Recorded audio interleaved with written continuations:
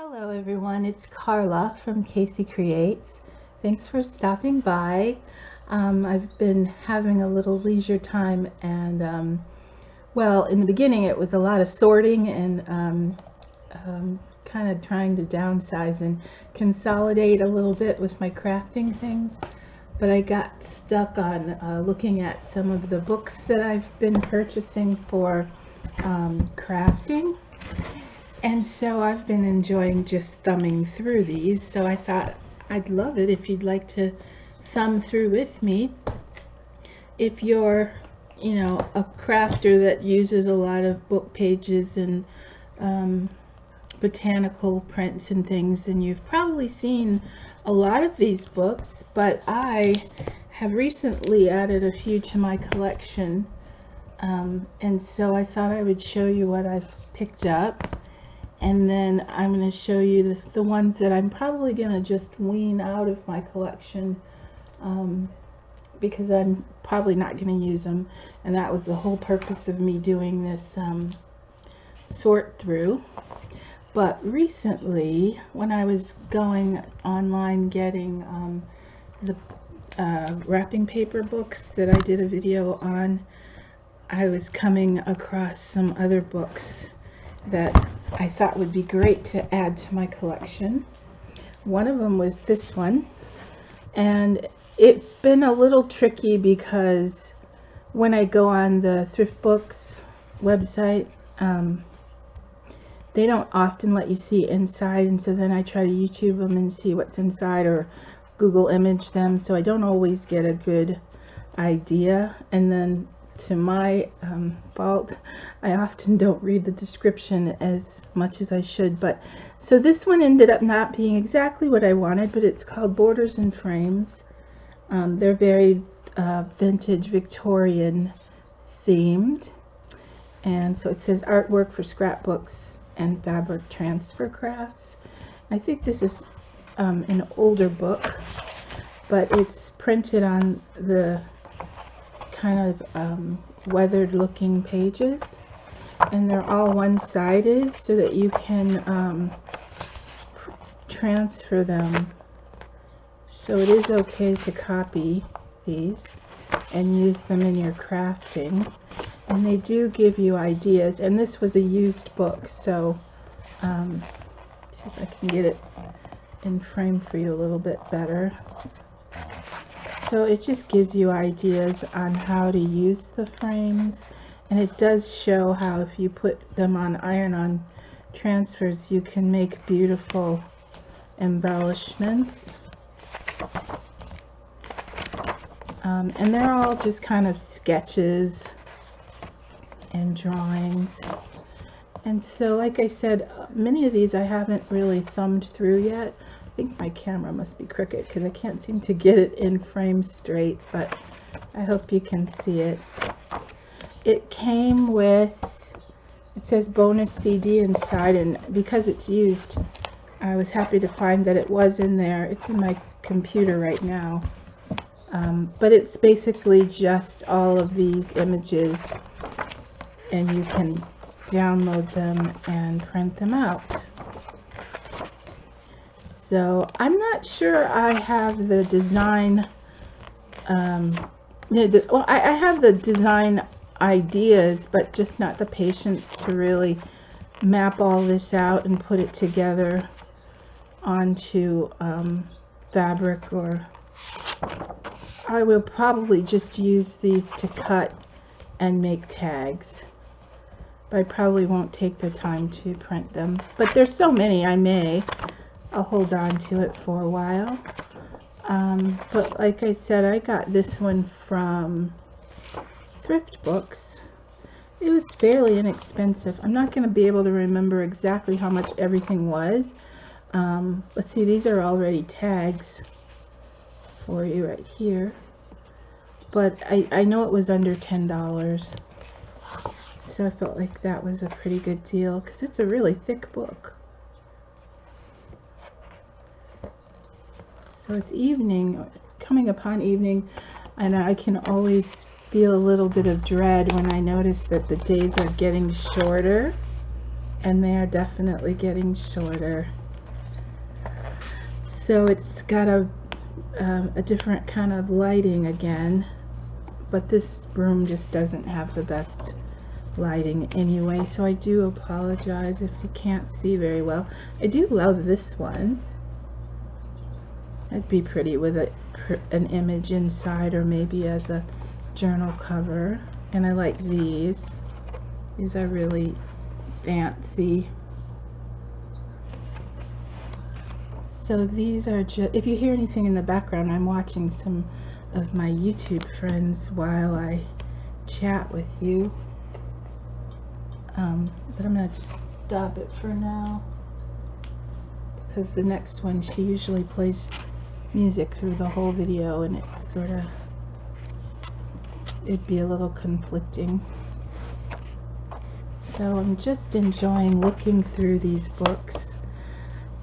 I'll have to tell you, I looked through one, oh no, I was watching a YouTube video of a lady showing the books that she crafts with, and oh, she had one that I desperately wanted, and so I quickly Googled it while I was watching, and I found it on eBay, and I put it in my cart, and I think it was $9. It wasn't that expensive, but I'll show that one to you next, because the story is, I went out to the pharmacy today. I go back to my old neighborhood because I just love that pharmacy, and there's a used bookstore there. It's really small, but would you, I mean, I can't believe it. I looked through all of the gardening books, and there it was. It's called Garden Flowers. Now this bookstore is about the size of a traditional sized kitchen. I mean, it's small, and I did some digging, but they did have their books sectioned into like gardening, cooking, and there it was in the bottom of a crate that hadn't even been put on the shelves yet, and this is the one I wanted. It's by, I forgot what she said.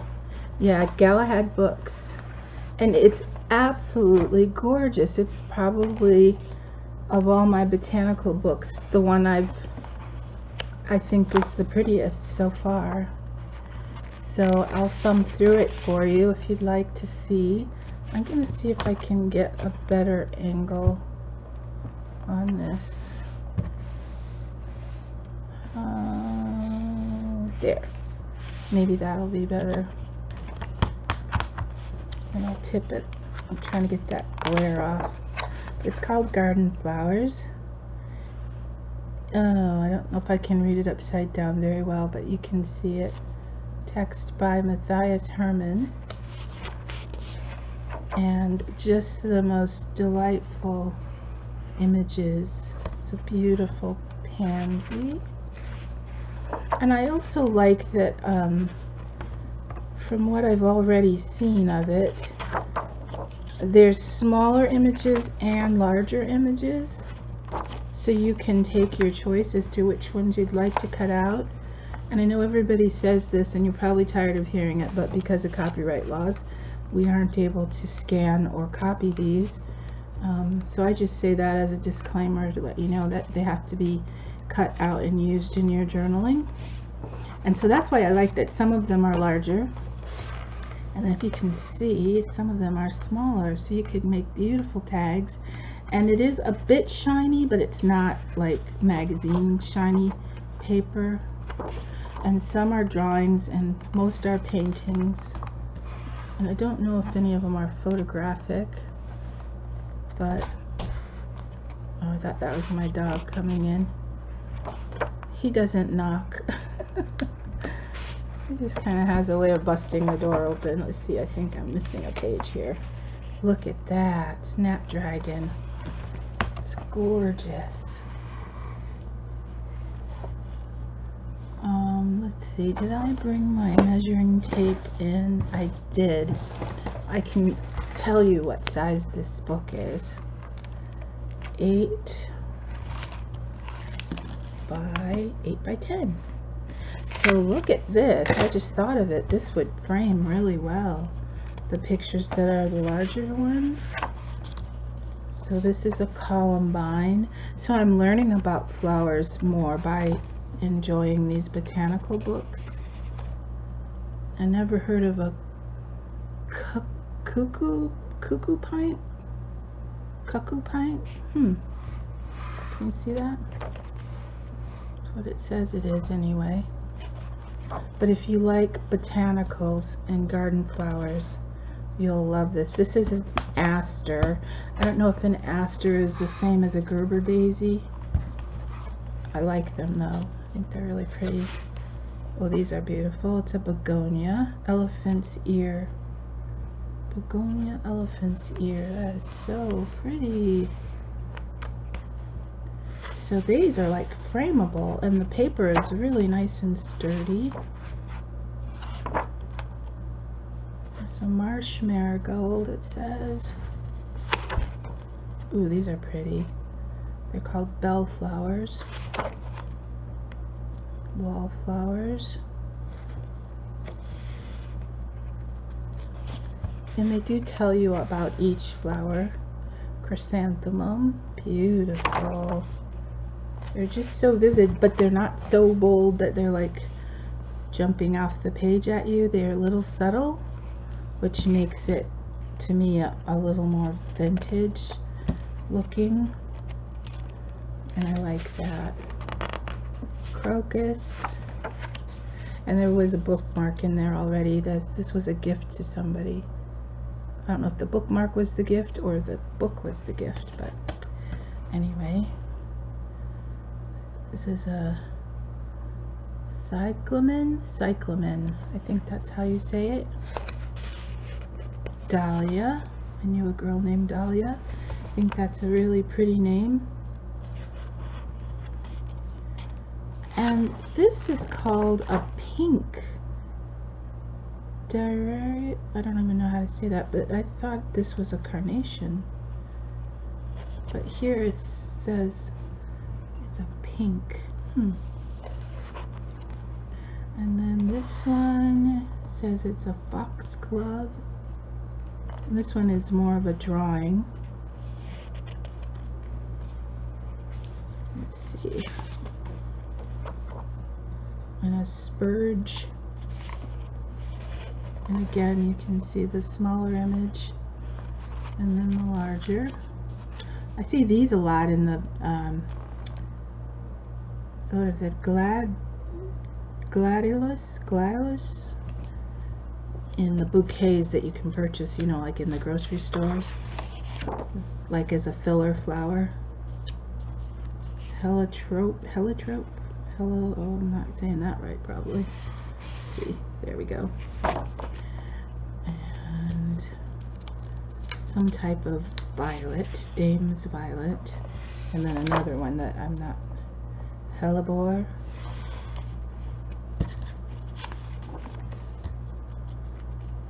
Hyacinth, I recognize that name.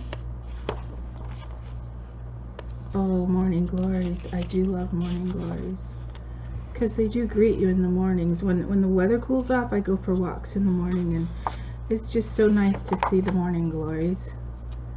This is an iris. And a lily. I love lilies. We used to call these tiger lilies when we were kids. They grew wild alongside the houses, and we would pick them. Mataragon.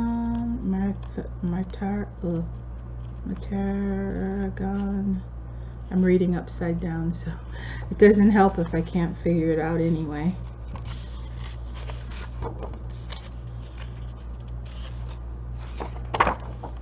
Oh, I do remember these, just seeing them grow. Lobelia. Oh, these are pretty. Lupine. I think it's called a lupine. Look how pretty.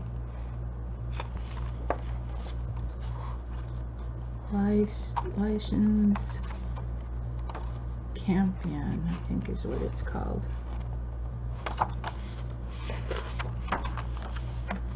The stock. Monkey flower. Never heard of that. A monkey flower. Interesting. It's like variegated with spots. daffodil. I'm very familiar with those. And one of my absolute favorite flowers is the forget-me-not.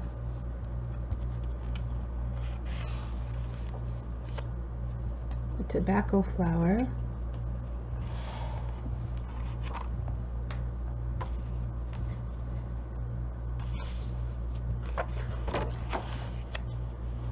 Let's see if you can reach this. And what is this? A water lily. Oops. Now I was told, I don't know if we did it or not, I think we did, in Girl Scout camp. I was a Girl Scout leader for many years, and we were told that you could fry lily pads and eat them, and they almost have a meat-like quality. I really think we did try it. I can't remember. We learned about quite a few wild vegetation type things that you wouldn't think you could eat, but you can. A peony. How pretty is that? Okay, I keep losing the framing here, sorry. So I'm going through this whole book just as slow as I please, so if you're bored, I understand if you gotta cut out. There's a geranium, love those. Petunia. But if you can see, I mean, can't you see how these would cut out beautifully if you wanted to fussy cut them? Primrose cowslip.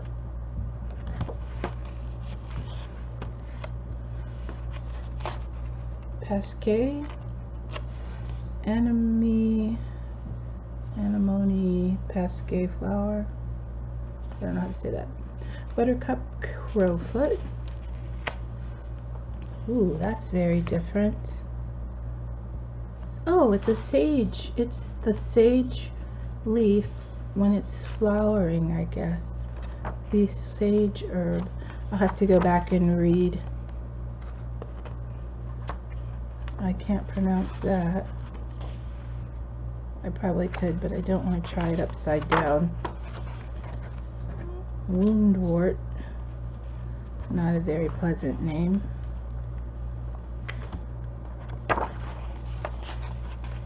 Oh, bird of paradise.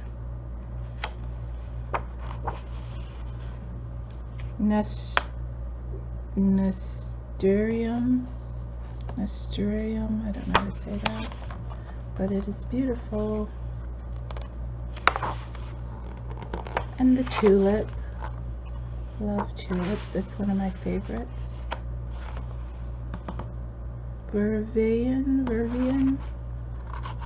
Verbena. Okay, I'm familiar with verbena. I'll get the glare off. Anyway, beautiful, beautiful illustrations. Speedwell. Violet. The beautiful pansy. I love pansies.